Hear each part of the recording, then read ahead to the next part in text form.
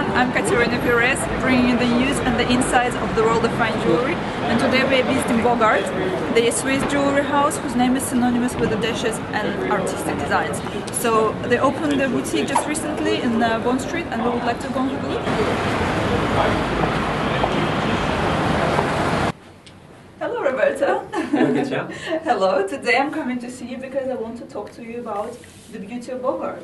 The inspiration behind the pieces, to touch a little bit on the history, and of course the future. So everyone, I want to introduce you to Roberto Bogosan, the managing partner of Bogart. And Bogart, it stands for Art by the Bogosan family. So who is involved in business nowadays? Well, Katia, we are a family business for the past 6 generations, and we're still leading our business, which today in this world is quite important. Like a diamond with many facets, our industry has a lot of facets, and each member of the family is covering an important part of the business. We'll start with my uncle being the CEO, right. My father being the chairman, my brother being involved into the manufacture of the jewelry, and it's thanks to him that you can see some of these wonderful inlay pieces, and myself who's involved into the commercial and international development of the house. Okay. I'm going straight to the inlay pieces because this is something, in my opinion, extraordinary. And you're this right. Is something and you're right, because this is part of our DNA. It's a technique that we've been developing now for the past 8 years. It's very meticulous and intricate. Best two examples are the Taj Mahal or the Chapel Médicis, right. Where the walls in the Taj Mahal are inlaid into precious stones, and actually the floor of the Chapel Médicis is inlaid. The floor and the walls are inlaid into precious stones as well. So this art is a very ancient art, which we decided to bring back to the world of jewelry. You're holding a fantastic yellow diamond, which is inlaid into white mother of pearls. Even the panels of the mother of pearl are inlaid into diamonds as well. So it's quite a stunning piece which you're holding. I can only imagine how long it takes to produce one of these pieces. I mean, it's such precision, you know, one single wrong move, and especially when it comes to mother of pearl, right? It's so hard to carve. I mean, how long does it take to produce it? Actually, it's a very good point, because it's so delicate that, that sometimes it happens that the cutter, because of the stone gets cut too much or too low, so we have to start the whole process again. Really? So I would say on average those pieces take between 3 to 6 months to make, which is quite a long time to implement the pieces. This is extraordinary.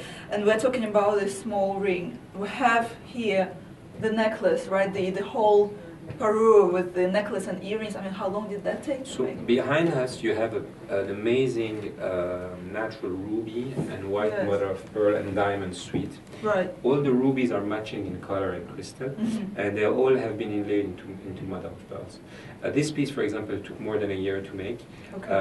Took a couple of years to collect the rubies, because we wanted to have them matching in the same color and same crystal. Yeah. So it's actually quite an impressive piece. And you know, you were also saying to me about the 3 angles of Bogart. So inlay, as far as I understand, is one of them, and then gemstones, right? Absolutely. Before we move to the 3 angles, I would like to add that you're wearing a very interesting ring from Bogart as well, which is the next evolution of the inlay, where you have a double layers of inlay. In this case, you have a diamond which is inlaid into a spinel, which is inlaid into a siderite, which makes it even more complicated. So that must have been quite an intricate work. So it's the natural evolution of the art of the inlay. Right. And coming from there, we moved also to this, which is called the kissing diamond. So here, Katia, you have a diamond which is floating on top of a natural cushion sapphires. So it's very intricate work, and it's a beautiful architecture actually, and again trying to minimize the gold as much as possible. Roberto, being a gemologist, I must say I really appreciate the gemstones I see here, and I am fascinated by them. Can you tell me more about the pieces, the beautiful sapphires here? Absolutely, Katia. The cuff that you are holding is a very interesting and very important piece, and I will tell you why. It's made entirely of sapphire from Kashmir, And Kashmir. from Kashmir. And Wow. as you know, the mines of Kashmir have been extinguished for the past 100 years. So whatever Kashmir you will see are secondary hands. I mean, you will never see a new Kashmir sapphire Right. now. Everything has been produced and it's just being traded now from hand to hand, belonging to important family collections, and that makes it even more special and rare.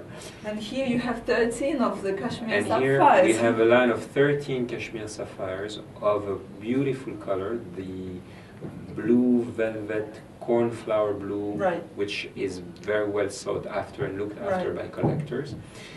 You have an average of 4.5 carats, which is a very decent size, and they're all squarish and step cut in the same time, which makes it even rarer. So our cuff is definitely one of the most important pieces that we have in Right. our collection today. Right.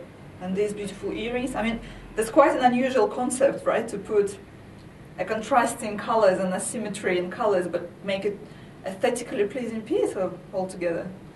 I'm very happy you picked that piece because this is also part of our DNA, where we love to play with. We love to play with contrast. We love to play with different colors. And here we have a beautiful example where we play with white and emerald. Right. If you look closely at the piece, I'll just start talking by the manufacturer and I'll move to the stones.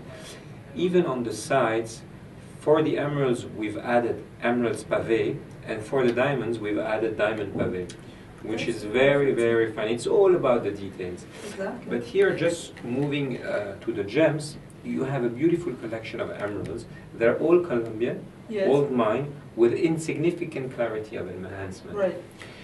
As you know, being a gemologist, the treatments of the emerald is the clarity of enhancement. Yes. And the lower it is, the more important it is, and the rarer the stone is. And here you have a beautiful example of beautiful emeralds, Yes. and of a very fine quality, which are natural, which is not easy to find today Oh yeah. Okay. in our industry.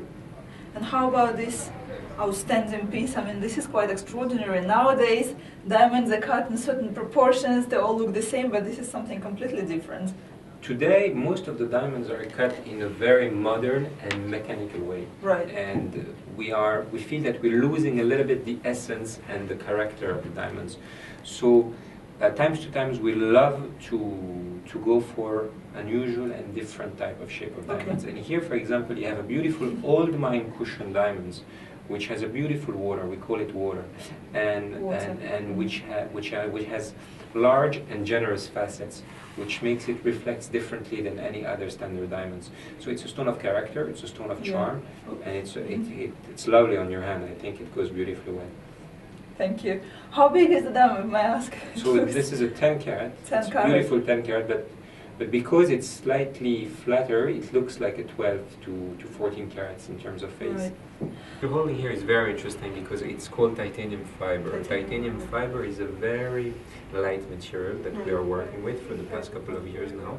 We even have a R&D lab who's developing that technique. Okay. And the beauty of it is the beautiful effect that it has when it plays with the light, as you can see, and the iridescence and the steely color. Those are the characteristics of this technique, and it's extremely different and unusual compared to any other piece of jewelry. Well, Roberta, thank you so much for having me today. I really enjoy viewing your wonderful pieces. And since now you're on Bond Street, I wish you all the great success. Thank you, Katia. Thank you very much. It was a pleasure to have you and to welcome you to our wonderful world. I hope you enjoyed the journey today. Very much. And I look forward to see you very soon. Well, I hope you all enjoyed viewing this video as well. So stay tuned to KaterinaPerez.com.